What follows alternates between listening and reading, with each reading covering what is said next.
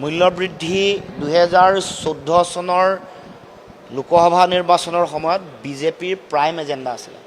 সুষমা স্বৰাজ ডাঙৰীয়ানী আমাৰ মাজত নাই আৰু বিভিন্ন নেতা, তেওঁলোকৰ নেতা লালকৃষ্ণ আদৱানীয়ে হওক বা বিভিন্ন নেতাই মূল্যবৃদ্ধিত মূল তেওঁলোকে আধাৰ হিচাপে তেওঁলোকে গ্ৰহণ কৰিছিল আৰু মূল্যবৃদ্ধি নিয়ন্ত্ৰণ কৰিম বুলি কৈছিলে। কিন্তু এতিয়া দেখিছোঁ 14 গ'ল, 16, 19, 21, 24 আৰু 26 চনত বিধানসভা নিৰ্বাচন যোৱাৰ পাছত প্ৰতিটো নিৰ্বাচন যোৱাৰ লগে লগে মূল্যবৃদ্ধিয়ে সাধাৰণ জনগণক সৰ্বশ্ৰান্ত কৰিছে আৰু জনতাই এই কথাটো নিজে উপলব্ধি কৰিব লাগিব। আমি বহুবাৰ কৈ আহিছোঁ কিমান শতাংশ মূল্যবৃদ্ধি হৈছে, আমি বহুবাৰ কৈ আহিছোঁ, কিন্তু উপলব্ধি কৰাৰ সময় জনগণৰ নিজৰ আহি পৰিছে।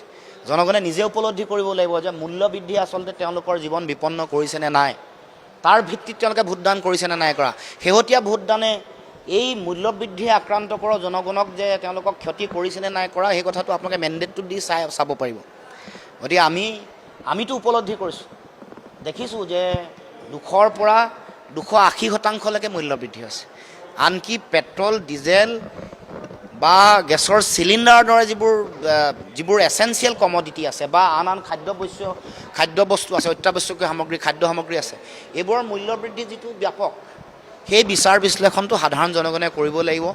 মূল্যবৃদ্ধিৰ ফলত তেওঁলোকৰ জীৱন বিপন্ন হৈছেনে নাই, তেওঁলোকৰ জীৱন জীৱিকা, তেওঁলোকে পাই থকা দৰমহা, তেওঁলোকৰ ইনকম, ঠিকাদাৰসকলে তেওঁলোকে টকা পইচা পাইছেনে নাই, টকা পইচা নোপোৱাৰ ফলত তেওঁলোকৰ অসুবিধা হৈছেনে নাই, তেওঁলোকে উপলব্ধি কৰিব লাগিব। উপলব্ধি কৰাৰ পাছত জনগণে যেতিয়া সিদ্ধান্ত ল'ব, তাৰ ভিত্তিতে সমাজ আগবাঢ়িব। কাৰণ গভৰ্ণমেণ্ট এখন জনগণৰ চিন্তাৰ ৰিফ্লেকশ্যন, সৰ্বসাধাৰণ ৰাইজৰ চিন্তাৰ ৰিফ্লেকশ্যন হৈ গ'ল গভৰ্ণমেণ্টখন।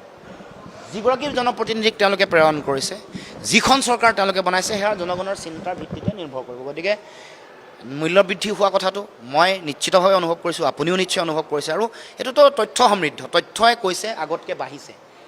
পেট্ৰল ডিজেলৰ দাম কিমান বাঢ়িছে, 3 টকা 4 টকা যি বাঢ়িছে, তথ্যও কৈছে।